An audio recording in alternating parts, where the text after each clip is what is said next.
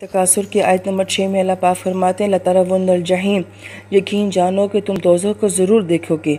सुम्मा लतरवुन्नहा ऐनल यकीन, फिर यकीन जानो कि तुम उसे बिल्कुल यकीन के साथ देख लोगे। सुम्मा लतुसअलुन्ना यौमइज़िन अनिन नाईम, फिर तुमसे उस दिन नेमतों के बारे में पूछा जाएगा। सूरह तकासुर की साबका आयात में हमने ये देखा था कि अल्लाह पाक ने बड़ी हसरत से ये बात फरमाई थी कि काश के इंसान जो है वो इल्म की यकीन की बुनियाद के ऊपर हकीकत को जान ले।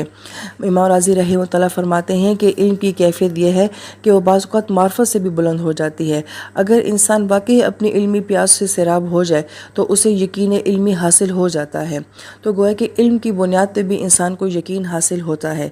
लेकिन क्या वो आँखों देखा यकीन होता है? तो आँखों देखा यकीन जो होता है वो यकीनन बहुत मुख्तलिफ होता है। लेकिन यहाँ पे जो नुक्ता बयान किया जाता है वो ये है कि इल्म की बुनियाद पर यकीन करने वाले जो हैं वो कामयाब हो जाते हैं।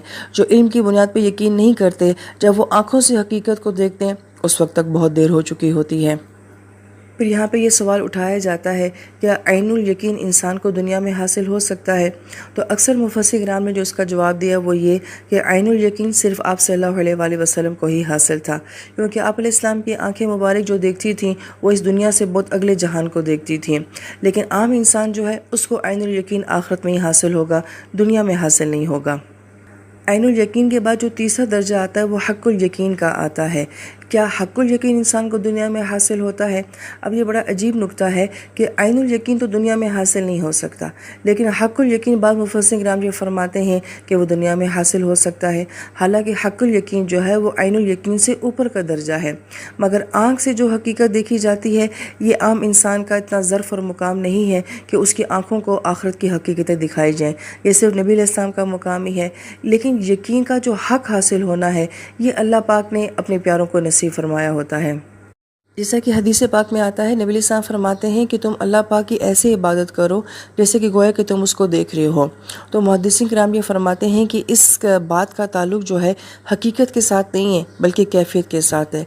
इंसान हकीकत में अल्लाह पाक को नहीं देख सकता है, मगर उसकी कैफियत और उसका यकीन इस लेवल का होता है जैसे कि वो अल्लाह पाक को देख रहा हो। जैसे कि हदीस पाक का मफ़हूम है कि आप सल्लल्लाहु अलैहि वसल्लम जो हैं नमाज के बाद अक्सर सहाबा किराम से सवाल जवाब फरमाया करते थे। एक दिन आप अलैहिस्सलाम ने हज़रत औफ़ रज़ियल्लाहु अन्हु से पूछा कि औफ़ आज तुमने सुबह कैसे की? तो उन्होंने फरमाया कि अल्लाह के नबी सच्चे मोमिन की हैसियत से की। तो नबी अलैहिस्सलाम ने फरमाया कि अच्छा मुझे अपनी ईमान की हकीकत बयान करो। तो उन्होंने फरमाया कि अल्लाह के नबी मेरे ईमान की हकीकत ऐसे है गोया कि मैं जन्नत को और आग को और अर्श को अपनी आँखों से देख रहा हूँ। बाज़ रवायत में ज़ैद बिन हारिसा रज़ियल्लाहु अन्हु के बारे में यह आता है कि नबी अलैहिस्सलाम ने उनसे फरमाया कि हर चीज़ की कोई ना कोई हकीकत होती है, तुम्हारे ईमान की क्या हकीकत है?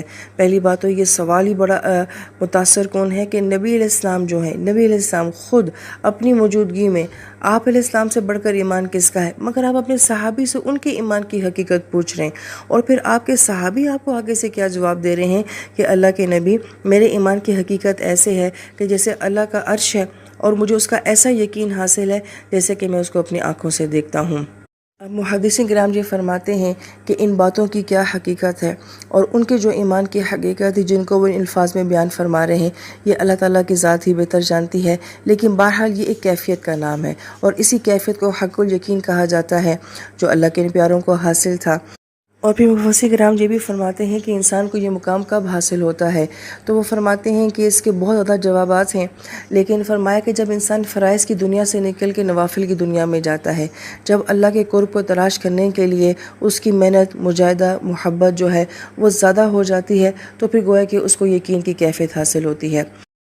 अब सहाबा किराम के इन अक़वाल की और हक़्क़ुल यकीन की कैफियत क्या है ये तो वही जान सकते हैं जिनको अल्लाह पाक ने नसीब फरमाया है। मगर आयत मुबारक ये कहती लतरवुन्नल जहीम, इसमें जो लाम आया है वो यकीन के लिए आया है। ऐसा ज़रूर होगा, यकीनी तौर पे होगा कि तुम जहन्नुम को देखोगे।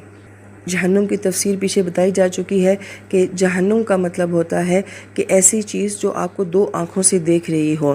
जैसे शेर का अपने शिकार को देखना, तो वो किसी झाड़ी में छुप कर जो है वो अपने शिकार को देख रहा होता है, तो सिर्फ उसकी दो आँखें जो हैं वो दिखाई जा रही होती हैं। या कोई भी शिकारी जब अपना शिकार करता है तो कहीं छुप कर जब वो देख रहा होता है अपने शिकार को, तो सिर्फ उसकी आँखें जो हैं वो दिखाई जाती हैं।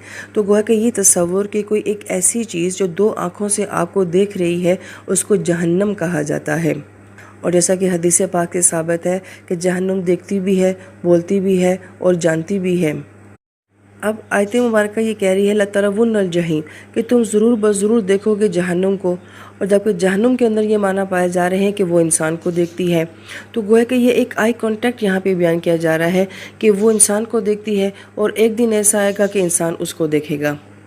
مفسرین کرام اس آیت مبارکہ کو بہت ہی خوبصورت بیان فرماتے ہیں کہ آیت مبارکہ کا آغاز ہوا تھا کہ تم غفلت میں ہو، تم نظر انداز کرتے ہو، اور یہ آیت مبارکہ یہ کہتی ہے کہ جہنم تمہیں دو آنکھوں سے مسلسل دیکھ رہی ہے۔ لہٰذا انسان کی زندگی کا مزاج ایسا ہے کہ وہ اگنور کر رہا ہے، نظر انداز کر رہا ہے، جیسے کہ وہ کچھ نہیں دیکھ رہا، اسے کسی بات کی پرواہ نہیں ہے، اور ایک چیز مسلسل جو ہے وہ اس کو گھور رہی ہے، مسلسل اس کو دیکھ رہی ہے۔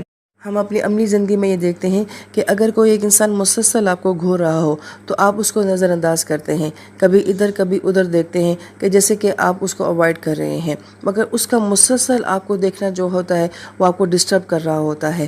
تو گویا کہ یہ آیت مبارکہ ہمیں کیا کہہ رہی ہے کہ ہم چاہے جتنی مرضی غفلت میں ہیں، ہم کثرت کی دوڑ میں لگے ہوئے ہیں، فخر کی دوڑ میں لگے ہوئے ہیں، ہم چاہے جتنا مرضی اس منظر کو نظر انداز کر رہے ہیں، مگر وہ مسلسل ہمیں دیکھ رہی ہے۔ مفسر کرام جو فرماتے ہیں کہ اس آیت مبارکہ میں بھی اور زرتم المقابر والی آیت مبارکہ میں بھی دونوں کا مزاج ایک ہے۔ یہ کہا جا رہا ہے کہ تم دیکھو گے، براہ راست خود دیکھو گے، اور اوپر کیا کہا گیا تھا کہ زیارت تمہیں کروائی نہیں جائے گی، کہ قبریں تمہارے پاس نہیں آئیں گی، تم خود جاؤ گے اور جا کے اپنی قبروں کو دیکھو گے، براہ راست اپنی قبروں کو فیس کرو گے۔ لہٰذا ان آیات کا آپس میں ربط ہے کہ کہاں غفلت، نظر انداز کرنا، بھول جانا، اور کہاں یہ آیت مبارکہ کہہ رہی ہے نہیں، براہ راست دیکھنا ہے، براہ راست فیس کرنا ہے۔ پھر جو آیت مبارکہ میں کہا گیا لَتَرَوُنَّ عَيْنَ الْيَقِينِ کہ تم اپنی یقین کی آنکھ سے دیکھو گے۔ اس کی تائید میں وہ تمام حدیث مبارکہ کا مفہوم کہ آپ علیہ السلام نے فرمایا کہ تم میں سے ہر ایک کو جہنم کے اوپر سے گزرنا ہوگا، چاہے وہ نیک ہے چاہے وہ بد ہے، گزرنا اس کو لازمی ہوگا۔ پھر مفسر کرام جو فرماتے ہیں اس پوری صورت مبارکہ میں کیا کوئی اور گناہ، جرم بیان کیا گیا ہے، حلال حرام کی بات بیان کی گئی ہے؟ نہیں، کوئی بھی نہیں، صرف ایک بات کی گئی ہے کہ تم غفلت کرتے ہو، تم لاپرواہی کرتے ہو، اور پھر اس کے بدلے میں کہا گیا ہے کہ تمہیں لازمی جہنم کو فیس کرنا ہوگا۔ یعنی کہ ہم اس غفلت کو، لاپرواہی کو، اپنے وقت کے ضائع کرنے کو کوئی گناہ نہیں سمجھتے۔ ہم یہ کہتے ہیں میں کیا کر رہا ہوں، میں کسی کو نقصان تو نہیں دے رہا، میں اپنے کام میں لگا ہوا ہوں، مجھے اس کا شوق ہے، میرا اپنا لائف سٹائل ہے، مجھے چیٹنگ کرتے ہوئے مزہ آتا ہے، مجھے گیم کھیلتے ہوئے مزہ آتا ہے۔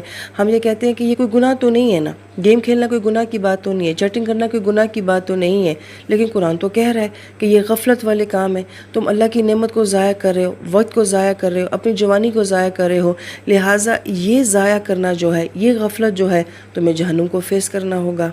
تو سوچنے والی بات ہے کہ جس کو میں گناہ نہیں سمجھتی، قرآن اس کو گناہ کہہ رہا ہے۔ اور پھر آیت مبارکہ کا رب دیکھیے کہ غفلت سے بات شروع ہوتی ہے، جہنم کو فیس کرنے کی اور قبروں کی زیارتوں کی بات ہوتی ہے، اور آخر میں آیت مبارکہ میں کیا کہا جا رہا ہے کہ تم سے اللہ تعالیٰ کی نعمتوں کا سوال کیا جائے گا۔ اب یہاں پہ کوئی تعلق ہے کہ اس کا مطلب ہے کہ غفلت سے کوئی اللہ کی نعمتوں کی ناقدری ہو رہی ہے، تب بھی اللہ پاک اس مضمون کو یہاں پر لے کر آئے ہیں، کیونکہ غلط تفریح جو ہوتی ہے وہ انسان کو نعمتوں کا ناقدرہ بنا دیتی ہے۔ نبی علیہ السلام فرماتے ہیں کہ قیامت کے دن سب سے پہلے بندے سے جس چیز کا سوال کیا جائے گا وہ اس کی تندرستی کے بارے میں، صحت کے بارے میں ہوگا، اور کہا جائے گا کیا ہم نے تمہیں تندرستی نہیں دی تھی، کیا ہم نے تمہیں ٹھنڈا پانی نہیں پلایا تھا؟ اب میں تو نہیں سمجھتی کہ اگر میرے سارے اعضاء صحیح کام کر رہے ہیں اور میں اپنے قدموں پہ چل رہی ہوں اور میں نے آج ٹھنڈا پانی پیا ہے تو یہ بھی کوئی ایسی بات ہے جس کا مجھ سے سوال ہوگا یا محاسبہ ہوگا۔ پھر ایک اور حدیث پاک اس میں نبی علیہ السلام فرماتے ہیں کہ کوئی انسان حشر کے دن اپنی جگہ سے سرک بھی نہیں سکے گا جب تک کہ 5 سوالوں کا جواب نہیں دے گا۔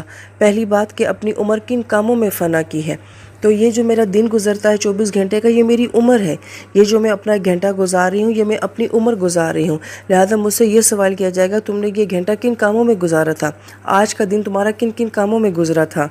گویا کہ یہ عمر کا سوال جو ہے یہ ہمارے وقت کا سوال ہے کہ کس دلیل پہ تم نے یہ اتنے گھنٹے جو ہیں یہ ایک گیم کھیلنے پہ گزار دیے، چیٹنگ اور میسیجنگ کرنے پہ گزار دیے، کیا دلیل ہے تمہارے پاس؟ دوسرا سوال کیا جائے گا اپنی جوانی کن کاموں میں گزاری تھی، جوانی میں طاقت تھی، قوت تھی، تو تم نے ان قوت کو کن کاموں میں استعمال کیا۔ تیسرا سوال کہ جو مال تم نے حاصل کیا تھا وہ کن جائز یا ناجائز کاموں میں تم نے استعمال کیا، آج میرا اکثر پیسہ کن کاموں میں خرچ ہو رہا ہے۔ کیا موبائل کے ماڈل چینج کرنا اور اس پہ ہمارا اتنا پیسہ خرچ ہونا، کیا یہ ہماری ضروریات میں سے ہے، ہمارے فرائض میں سے ہے؟ آئی پیڈ کا ہونا میرے پاس لازمی ہے، آئی فون کا ہونا میرے پاس لازمی ہے؟ پھر یہاں پہ بعض لوگ یہ اشکال کرتے ہیں کیا نئے ماڈل نہیں لینے چاہیے؟ نہیں، آپ کن کاموں کے لیے لے رہے ہیں؟ اس میں پکچر بہت اچھی آتی ہے، اس میں ویڈیو بہت اچھی بنتی ہے، اس کا میوزک بہت اچھا آتا ہے، یا آپ اس سے کوئی خیر کا کام کر رہے ہیں؟ ہم بھی تو آپ کو موبائل پہ ہی سنا رہے ہیں، آپ بھی تو موبائل سے ہی سن رہے ہیں۔ سوال چیزوں کا نہیں ہے، سوال چیزوں کے غلط کے صحیح استعمال کا ہے کہ سوچ سے پیسہ خرچ کیا جا رہا ہے۔ میرا موبائل بیگ کے کہیں کسی کونے میں پڑا ہوتا ہے، ضرورت کے وقت باہر آ جاتا ہے، مگر ایک موبائل ہر وقت میرے ہاتھ میں سمبل بن کے ہوتا ہے۔ کیا وجہ ہے کہ وہ ہر وقت میرے ہاتھ میں ہوتا ہے؟ چوتھا سوال کہ مال کو خرچ کہاں کیا؟ پچھلا سوال تھا کمایا کیسے، اور چوتھا سوال کہ خرچ کہاں کیا، اور پانچواں سوال یہ کیا جائے گا جو اللہ پاک نے علم دیا تھا اس کے اوپر عمل کتنا کیا۔ اب اسی سوال سے بچنے کے لیے اکثریت عوام یہ کہتی ہے کہ ہم سنتے ہی نہیں، ہم سنیں گے تو پھر ہم سے سوال بھی کیا جائے گا۔ تو یاد رکھیں کہ اس بات کا بھی سوال کیا جائے گا کہ تم نے سنا کیوں نہیں تھا۔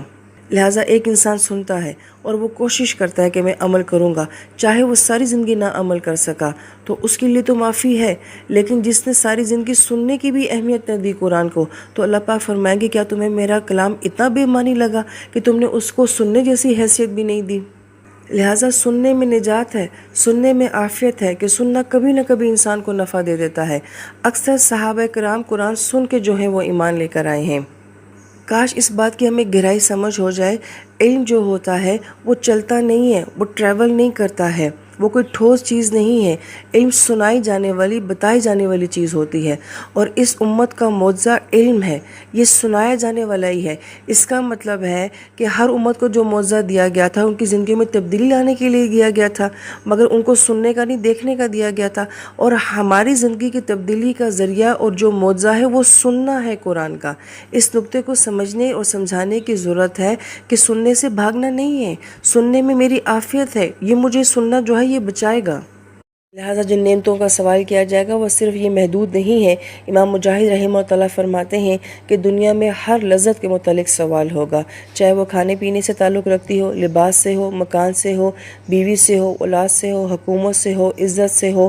ہر طرح کی نعمت جس کو آپ نے دنیا میں انجوائے کیا ہے، ایون آپ نے پیزے کو انجوائے کیا ہے، آپ نے کولڈ ڈرنک کو انجوائے کیا ہے، اس کا بھی سوال کیا جائے گا۔ ایون موبائل سے جو مجھے انجوائمنٹ ملتی ہے، الیکٹرانک سے جو مجھے انجوائمنٹ ملتی ہے، اس کا بھی سوال کیا جائے گا۔ یہاں پہ بعض اہل علم بڑی غور طلب بات بیان فرماتے ہیں کہ جو پہلے دور کا انسان تھا اس کے پاس اتنی سہولیات نہیں تھی، لہٰذا اس سے سوال بھی صرف چند باتوں کا ہی کیا جائے گا جو اس دور کے حساب سے ہوں گی۔ مگر آج کا انسان جو ہے، جس الیکٹرانکس کی دنیا میں وہ رہتا ہے، ٹیکنالوجی کی دنیا میں جو رہتا ہے، اس کو کون کون سی چیز فائدہ نہیں پہنچا رہی ہے؟ یہ بائک، یہ گاڑیاں، جہاز، airport, mobile, laptop, microwave, washing machine, juicer, cutting machine, سلائی مشین، میرے گھر میں بجنے والی جو بیل ہے، اور نہ جانے اس طرح کی لامحدود چیزیں جس نے آج ہماری زندگی کو جتنا آسان کیا ہوا ہے اور ہم اس سے فائدہ اٹھا رہے ہیں، ہم سے سوالات بہت زیادہ کیے جائیں گے۔ اور اس کا اپوزٹ کیا ہے کہ پہلے والے انسان کے پاس سہولیات کم تھی، وہ غافل کم تھا۔ ہونا تو یہ چاہیے تھا کہ میرے پاس سہولیات زیادہ ہیں، لہٰذا میری غفلت کم ہوتی، اتنا میرا فوکس اللہ پاک کی ذات کی طرف ہوتا، لیکن ان تمام سہولیات نے مجھے اتنا ہی زیادہ غافل بنا دیا ہے، لہٰذا مجھے سوالات بھی زیادہ ہوں گے۔ کبھی میں نے سوچا کہ یا اللہ، یہ جو میں نلکا کھولتی ہوں، یہ پانی کس طرح سے چھم چھم میرے اوپر گرتا ہے، برستا ہے، میری ایک پلیٹ کو دھونے میں کتنا پانی لگتا ہے، کیا یہ نعمت نہیں ہے؟ میں نے تو اس کو کسی کنویں سے نہیں بھرا، کسی نہر سے بھر کر نہیں لایا۔ ایک ماچس کی تیلی پہ جس طرح سے آگ مجھے میسر ہوتی ہے، نہ میں نے لکڑی جمع کی ہے، نہ میں نے اس کا ایندھن جمع کیا ہے، نہ میری آنکھیں جلی ہیں، نہ میں نے اسے پھونکوں کے ذریعے جو ہے جلایا ہے، کس طرح آسانی سے میرا کھانا جو ہے وہ بن گیا ہے، کس قسم کے برتنوں میں بنتا ہے۔ فریج کتنی بڑی نعمت ہے کہ میرا کتنا کھانا ضائع ہونے سے بچا لیتا ہے۔ ایک بٹن کے اوپر میرا پورا کمرہ روشن ہو جاتا ہے، ایک بٹن کے اوپر میرا اے سی آن ہوتا ہے اور میرا پورا کمرہ ٹھنڈا ہو جاتا ہے۔ صرف ہم ایک منٹ کے لیے اپنے گھر کے ایک ایک کونے کے اوپر جو ہے وہ غور کرنا شروع کر دیں تو کون کون سی نعمتیں ہیں، آسانیاں ہیں جو اللہ پاک مجھے دے رہے ہیں۔ قاسم شاہ کی مجھے بات بڑی اچھی لگتی ہے. انہوں نے کہا کہ پرانے زمانے کا اگر بادشاہ بھی تھا تو اس کے پاس باتھ روم کی سہولت نہیں تھی، اور آج کا ایک عام انسان بھی جو ہے تو وہ باتھ روم جیسی سہولت سے فائدہ اٹھا رہا ہے. انسان تھوڑی گہرائی کے ساتھ سوچے کہ آج کی زندگی اللہ پاک نے میرے لیے کتنی آسان کر دی ہے. لہٰذا کچھ آیات کا ترجمہ بتایا جا سکتا ہے، اس کی تفسیر کے نکات بتائے جا سکتے ہیں، مگر جو آیات کو محسوس کرنے کی بات ہوتی ہے یہ ہمارے دل کے ساتھ تعلق رکھتی ہے. تو اللہ تعالیٰ ان آیات پہ ہمیں غور کرنے کی، تدبر کرنے کی اور ان آیات کو محسوس کرنے کی توفیق نصیب فرمائے. اور اس سے پہلے کہ ہم لوگ اپنی موت کو دیکھیں، اپنی قبروں کو دیکھیں، اور اللہ نہ کرے کوئی مسلمان جہنم کو دیکھے، اللہ پاک اس سے پہلے ہمیں جاگنے کی توفیق نصیب فرمائے، ہمیں غفلتوں والی زندگیوں سے بچائے. جو گزر گئی ہم اس کو واپس لا نہیں سکتے، جو گزر رہی ہے اور جو آنے والی ہے، اللہ پاک ہماری ان زندگیوں کو ہلاکت سے بچائے. آمین یا رب العالمین.